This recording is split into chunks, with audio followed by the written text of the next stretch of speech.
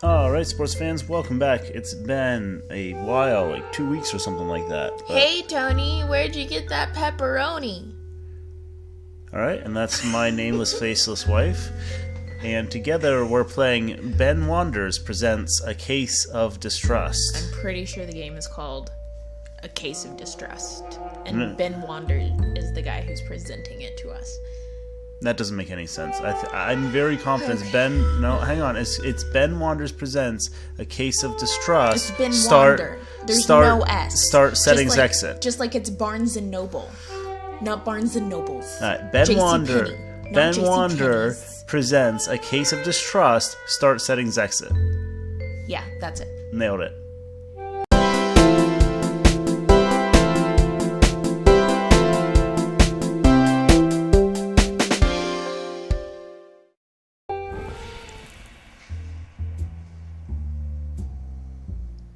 Ooh. Dots. I think it's rope. Also, dots are totally underrated as a candy. I awoke in my desk chair. I don't like dots. I think they've gluten. Across me were his piercing amber eyes. They surprised me at first, but I should have known he'd be there. I think it's an owl. I stretched and said mid-yawn, not very nice to sneak into a sleeping woman's apartment, but his stare just continued. I laughed at his glare, or I cursed the open window. I kind of like I cursed the open window. Same, because I really would, because, yeah. I cursed the open window. Of course, that's how he'd entered. I'd hoped to finally rest my eyes a while, but his fate often disagrees with me. But fate. I knew I didn't have what he wanted. Reaching into my coat, I took out my knife and flicked it open. So this random raccoon? Well, Baby. We're gonna give the Bush baby a knife.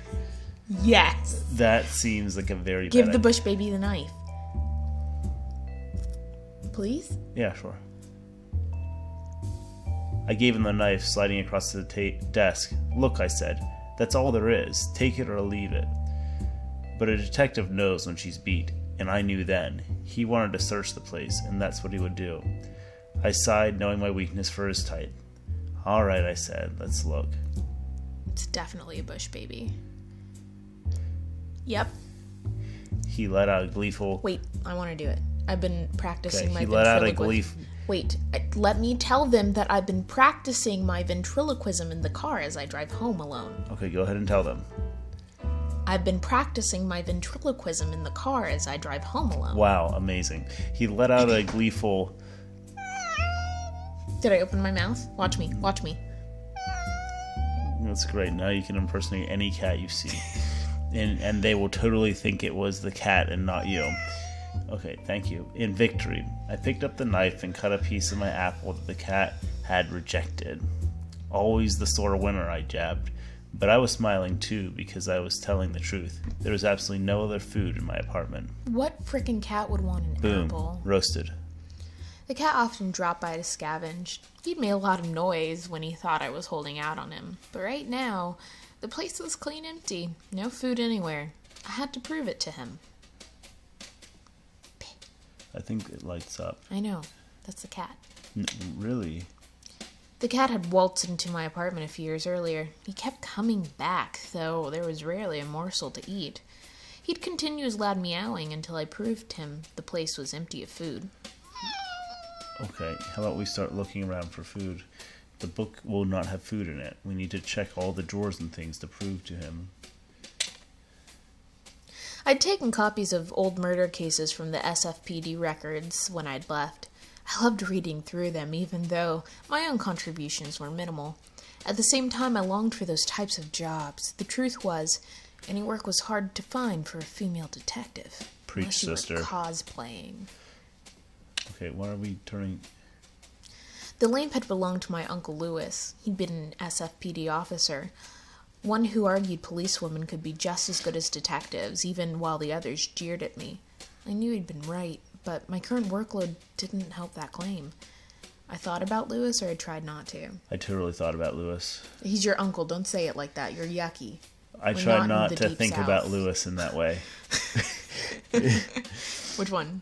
I thought about Louis. He's your uncle. I thought about Louis more often than I wanted.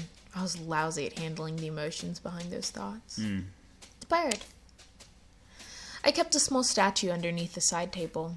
It had been police evidence in a crime, and its owner hadn't wanted it back. I took a shine to it. Who says that? This lady. I took a shine to it.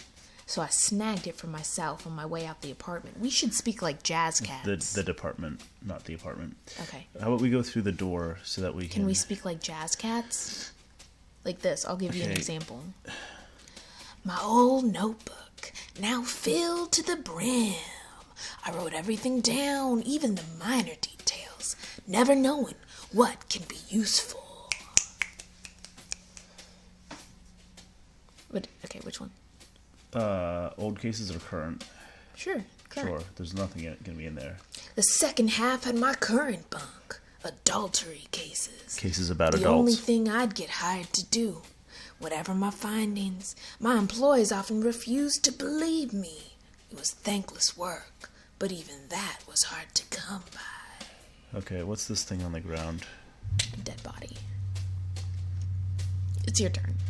A newspaper was flopped on the floor. Its headline about the Lenin, leader of the Red Menace, sweeping About the death Russia. of Lenin. Yeah, the Lenin. He lied. He died. Yes, the death of the Lenin. Do you know what this word is? Red Menace. No, this word. Sweeping Russia. Menace. This word. Menace. It seemed the Bolsheviks had lost their head. Okay, fridge. This is the regular white icebox, tinged yellow with age, half blocked the kitchen doorway. My income rarely kept much stock in it, and right now it was empty. Okay, that was all we had to do, and you kept... No, click on the cat now. Well, okay, for real though, I'm not going to be Markiplier, and he's not going to... Okay, so talk. It doesn't matter how doe-eyed you are, cutie pie, we've got no food around, I told him. He licked his chops and looked at me. Apparently he still didn't believe that. I needed to contradict him somehow, to show him something in the apartment that would prove it was empty of food. Let's contradict him. Evidence. Evidence. How about the... Icebox. Used to contradict. Oh, they're giving us a tutorial with a cat. I see. Boom. Roasted. He looked quizzically at the open door, then back at me. Sorry, fella. There's no grub in there for me either. Take that, fat cat. Yeah. He stared at me with eyes as disappointed as I felt. Those big yellows always got to my soul. Thoughts of my family filled my head. My sister, my parents, but never mind. Let's definitely find out the daddy issues. I was just gonna... My sister. Okay. Well, I mean, she already talked about her uncle. Fine. I have a sister. Well, what if her uncle is like. her parent? Ew. My sister, Muriel, had sent me a letter with an update of her life in Chicago. She and her husband had just purchased a new home outside the bluster of the city. There, their 3 young children were looking forward to the move. I never told Muriel, but those letters... It kept you going. Yeah? Yeah, it's your only friend. It's true. My sister is my only friend. Wow, thanks. I never told Muriel, but those letters kept me going. Hearing about my family, however remote, helped me cope with the isolation I was feeling. I'd refused to accept it back then, but perhaps Muriel had known anyway. My sister had the ordinary lifestyle that I had rejected. I'd wanted to change the world or to save myself. You choose. Me? Well, I want to save the world. You chose save myself. Frick. You were really bad at clicking. I wanted to save myself from the monotony of traditional marriage. Preach! To prove that a woman could do... Why are you saying preach? You're married in a traditional marriage. That's true. I don't understand. First you said I'm not your friend, and then you said that you wanted not a traditional marriage. I have something to tell you. What's that? I love you. I love you too. To prove that a woman could do more than her child-rearing duty. It's true, because I do not have good childbearing hips. Can we talk about how rearing is an interesting word? Child-rearing. Not that I was helping advance that cause with the types of cases coming my way. Alrighty. My mind spiraled into the usual series of questions. Had I ever impacted the women's movement? Had I made any change on society at all? Was my plodding career worth losing traditional happiness? What was the point in the life I had chosen? Melodramatic. A loud meow from the cat snapped my thoughts back in the moment. I took a deep breath and grinned back at him. Like this. They can't see you. So Yes, they can. No. Guess you can scram now, I said. Nobody's gonna come knocking with food for you, feller? Oh, no one's gonna come knocking with food for you, fella. Wow. You are the queen. Oh, they're knocking with food There for him. immediately came a banging on the front door. Beyond a nuisance, this cat was psychic too. You order out? I asked him. In the doorway was the regrettably familiar face of Connor Green. His company churned my stomach. That's appropriate. Because absolutely. Look at those nostrils. I mean, look at that cockeyed grin. Nobody likes it when He you doesn't smile. have eyes. Nobody likes it when you And smile. if he doesn't with have half your eyes, he mouth. can't have a cockeyed grin. The grin happens with your mouth, not your eyes, so... boom. That's not true. There are Roasted. lots of research studies that show that your eyes are reflections of smiles. Yes, but your actual smile happens with your mouth. But And you his- can smize. Have you never watched America's Top Model? Never mind. We're not talking about smize. His company churned my stomach like a butter press at... That's not what it said. Well, what else would you churn? It might have been his Bergamot perfume, which hung around my nostrils like a lingering unwanted guest, or that sordid smile which was forever plastered on his face. See? All He right. stared at me through the doorway with a coy smile. With a coitus. This is his voice. Well, ain't you gonna invite me inside? Let's start closing the door. That manicured eyebrow needs to go away. I started closing the door, but he stuck his foot out to stop me. Hey now, he chided. No. Hey now. He chided. Foul way to treat a customer, Malone. Of course, our name is Malone. Like baloney. No, not But at all. Maloney. No. So that was his angle, hire me as a detective. I wondered what a bootlegger would need with a private eye, but he answered without my prompt. I'll just make this quick. I can't take this to the hog house or the pigs would laugh me out. And other Bleeps. male genitals just aren't as tempting. His grin widened. Thought this was gonna be quick. I said. Oh, and that's I me. Started, That's me. I need it. Thought Wait. this was gonna be quick. I said, and I started rolling a cigarette. Those are good for your lungs. It wasn't quick, and I had already rolled and lighted a second smoke when Green finally finished his story. I noted the important bits in my book. Hashtag mouth cancer. Started with the letters That's slipped not under. okay. That's not how. Okay. Huh? Cigarettes. You don't get mouth cancer from cigarettes. Yes, you do. Not as much as lung cancer. Yeah, but you can also Mouth cancer is usually cigars. No, or chewing tobacco. Yes, but it's often cigars. Whatever. It had started with a letter slipped under his door in a white envelope. The envelope contained a single typewritten leaf which he handed to me. It Never read, trust the things coming in white envelopes. It read, Enter Gamer Wheel and You. It had no signature, instead ending only with a small scribble in the bottom right corner that resembled a black hand. As in, a black man's hand, or a hand that was black because of the ink used in the pen. Green had a lead on a new running scheme, a connection from Vancouver. He'd given a sample to Tiny Paul. That's you! Wow. The gangster who ran the Tin Spoon speakeasy for the mob boss Jerry Ferry. That's me! Jerry Ferry? Yeah. They agreed to buy in for more. Green surmised the letter was about his rum running. He suspected Redstone Stable, another bootlegger, of sending the letter. He told me that Stable ran a barber shop during the day and gave me the address. Green needed to know who the threat was from. He'd get Paul's gang to deal with them and continue his scheme to get rich. If I go snooping myself, he concluded, folks see I'm not trusting people. No trust leads to no customers. I need to play it low-key, which is where you come in. I raised an eyebrow and stared at him through the cigarette smoke. Something in his yarn was still twisted. Like that devilish grin. And his left eyebrow. He must have noticed my reticence, because he said, You know I work closely with Lewis. I'm sure he'd want to protect me as much as any other victim. My uncle. Lewis had put me on the force. I'd finally accepted Lewis's death. I'm still searching for answers. She'd probably still be searching. I was still searching for answers after his death. You have to say it in a girl voice. I was still searching for answers. He'd been a man obsessed with helping victims and bringing justice to those beyond salivation. Amen.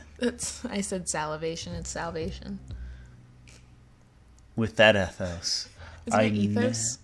With that These people are going to hate us. With that ether, I never understood how he could have taken his own life. Oh no. Wah. Those thoughts haunted me. I'd quit the SFPD and started my own practice, taking his philosophy. Was Green worth my time? Would he be worth Lewis's?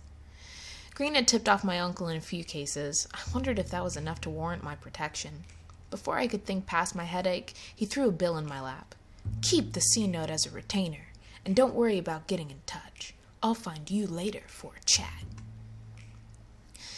He turned down the hallway and I let him go. If he was willing to give me $100 with no commitment, I couldn't stop him. That's solid. Got the W there. Okay. I turned back to the apartment, still confused about the whole story. My headache wasn't helping either. Whenever I lacked clarity, a trip to Southern Coffee was usually the cure. Okay. Sorry, I was just looking at the notebook and seeing what it was at. I mounted a gold plate on the outside that read P.C. Malone, Private Investigator. There's only one place I needed to go to clear my head. Southern Coffee. It was a basement dive. It wasn't modern, hip, or ever busy, and it was my favorite place to down some paint, especially in the company of the best bartender. Can we just point out that now it would be modern, hip, and busy? Yes. And you can down paint anywhere. Like down walls? Yeah. Down fences? Yes. I grabbed a taxi cab and told the driver where I wanted to go. I thought about talking with him on our way. No, you're a woman with a haunted past. No, definitely talk to him. You gotta talk up the local yokels to get the scoops. Oh my gosh, that was so good. Okay. I started talking with the driver, who began speaking about his recent European vacation. I went to Normandy on a steamliner. Definitely ask about the trip. Okay. Just be nice. Fine. I asked him about the trip. Oh, the Olympic was grand. Excellent machine. Crossed the Atlantic in 5 days. Plenty of amenities and their new tourist cabins, too. Let's ask about what do you want to ask about? Let's ask about the ship. Okay. I asked about the ship. Swell that us working folks can get on now. Oh, he's not that. Okay, yes, so I need didn't to know. switch up the accent. He's a taxi cab driver. Well, let me switch up the accent to like a Cockney accent. Yeah, okay. Swell that us working folks can get on them now. Pretty affordable. Only seen a few weeks off work than back here. Your stomach might take a beating if you ain't used to it. But I love that sea smell. He still had a grin on his face as we pulled to my destination. Southern Coffee was an automat diner. Ethel Burgess, the lone waitress, was friendly to help with any inquiry. Of course, if you winked at her right, she'd show you the way to the downstairs toilet where Frankie played bathroom attendant. I'm confused. Yeah, I think you're not confused. Southern Coffee had this distinct feel of home. The familiar smell of mold in the old basement was enough to put a grin on my face. All right, sit down.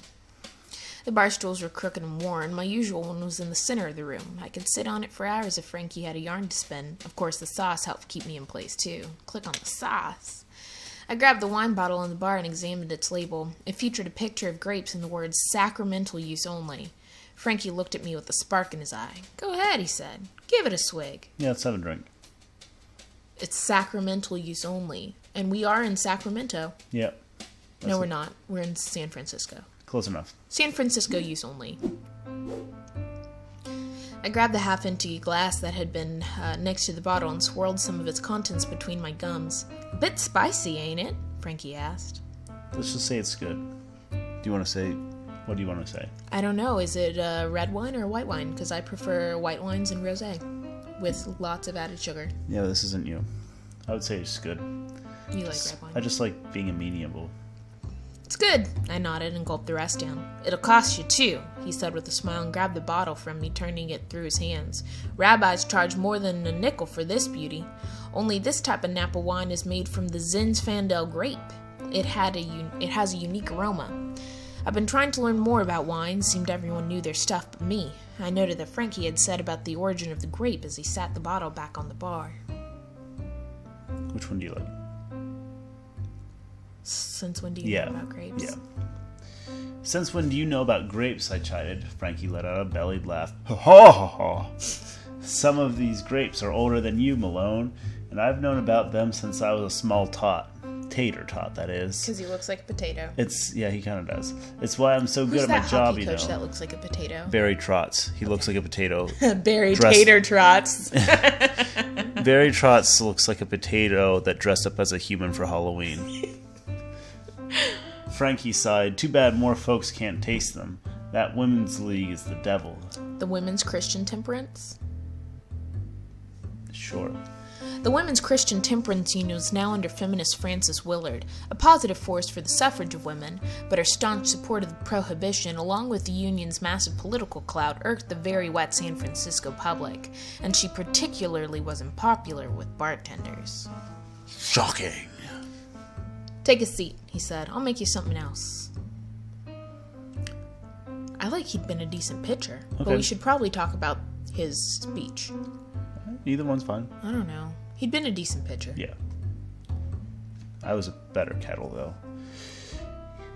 He'd been a decent pitcher for the Seals a few decades earlier. Sometimes he'd speak wistfully of those days, but his arms were much more used to slinging bottles now. I sat at the bar. You got the spooks, PC? He asked. You're worn out as a catcher's mitt. I suppose my exhaustion showed. I've won $100 for nothing, and I can't let it go. I told Frankie about the case, the threatening letter sent to Connor Green, how he'd assumed it was related to his bootlegging, and his suspicion of Redstone Stable. The story took longer than I'd wanted, Frankie showing genuine interest by asking many questions. When I finished, he threw me the whiskey sour he'd been stirring. I took a large gulp and gave him a sigh as thanks. Well, Green's case is better than most of what you've been given, he said with some enthusiasm. At least it's not more of that adultery bunk.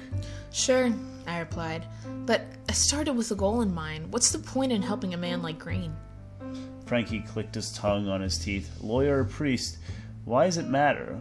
Let me ask you, are the clients you have now the types that want to help? You want to help? I mean, no. No. We're very clear about that. I admitted they weren't. I told him that I wanted something more from my detective life. It could be that Green's case shoots your career forward, Malone. I sighed and stared down at my drink. But my daze... That was sighing. Don't mouth breathe. Okay.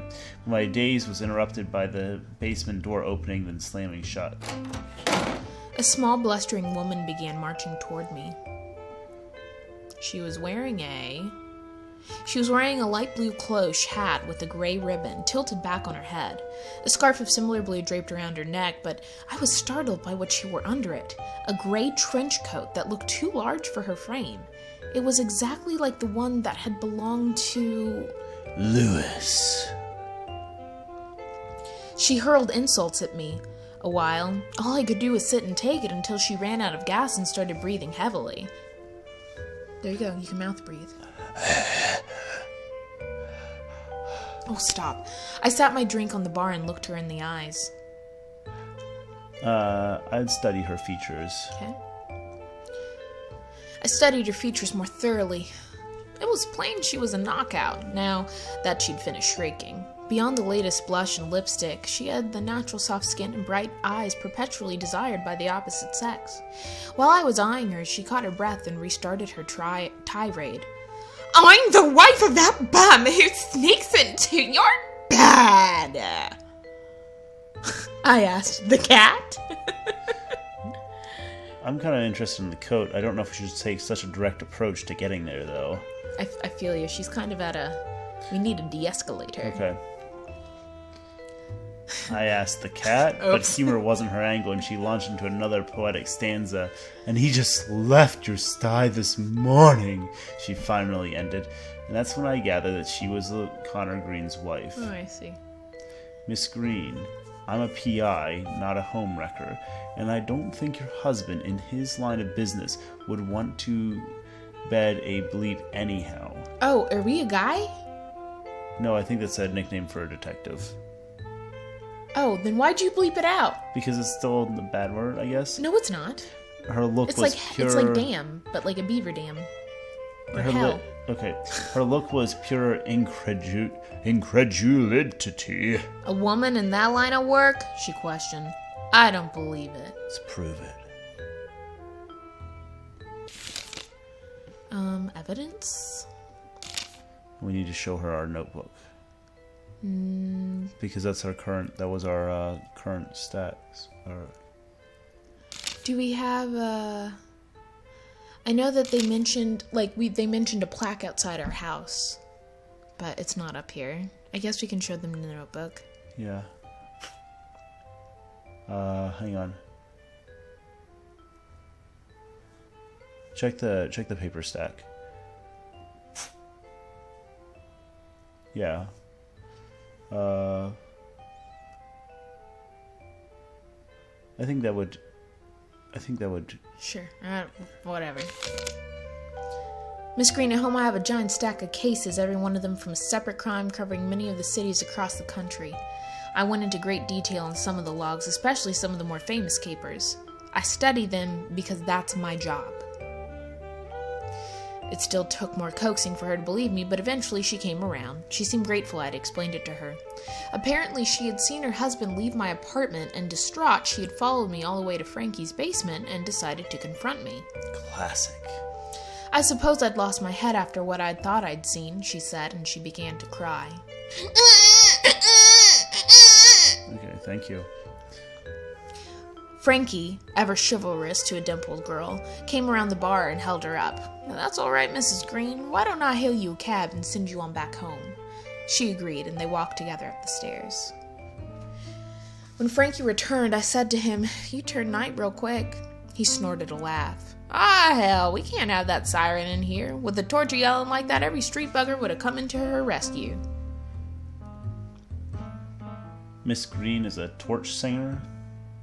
Well, I learned she was Mrs. Connor Green just now when she came in here. I'd only seen her as Little Fanny singing lead for the jazz band at the Tin Spoon. Tin Spoon, I said? Tiny Paul's joint? That's where Green is selling his liquor.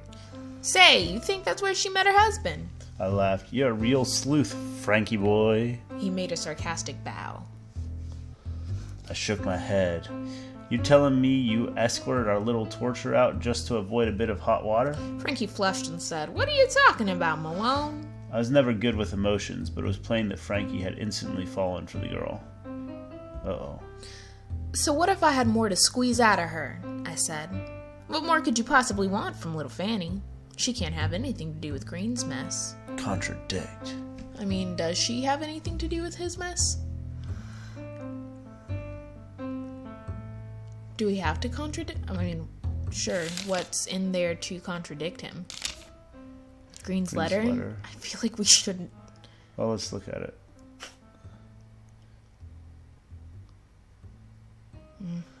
Newspaper. Check statements.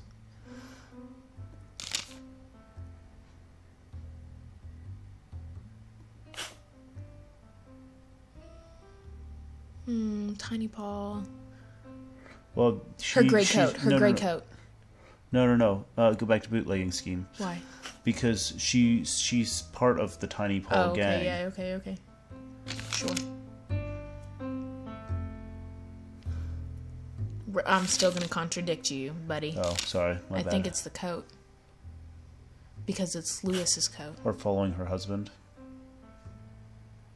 I'm going to say the coat first. "Didn't you notice her clothes? That gray trench, maybe?" I posed to him. "It looked a bit large on her, don't you think?" "I thought she looked lovely," he said. "That trench," I continued, "belonged to Lewis. Frankie's eyes widened. So that scumbag Green might actually have been close to your uncle, he exclaimed. Or she might have. Either way, it's not a total bunk. I stood up from the bar stool. Good job, babe. Thank you. What had just happened was quite the ruckus. It seemed like my cue to move along. All right, hang on. Before we move along, let's just look around. Once I'd asked Frankie to lend me some cash from the register. He growled so fierce that I decided not to ask again. I didn't think his employees would notice before I got back, but maybe he just wanted to save me from myself. Frankie had a bond with that old shaker at the end of the bar. I was surprised he hadn't named it. He could sling a mean drink, though he'd only use good liquor if he liked you. Frankie liked me. Yeah, let's just make sure we got it. Did we talk to Frankie? Frankie was still behind the bar. If he was stuck on the case alone, drink with him might be helpful. All right. Well, let's stop here. It's been about 25 minutes. So hopefully you like it. It's a lot of reading. It is. It's definitely more like a walkthrough story with a little bit of like color commentary. Yes. And a little bit of Benedict Cumberbatch. Yeah, we're not that good. Anyways, we will catch you guys next time. Thanks for watching. And don't forget to like, comment, and subscribe. Over and over and over again. I thought you were going to say over and out. Well, yeah, over and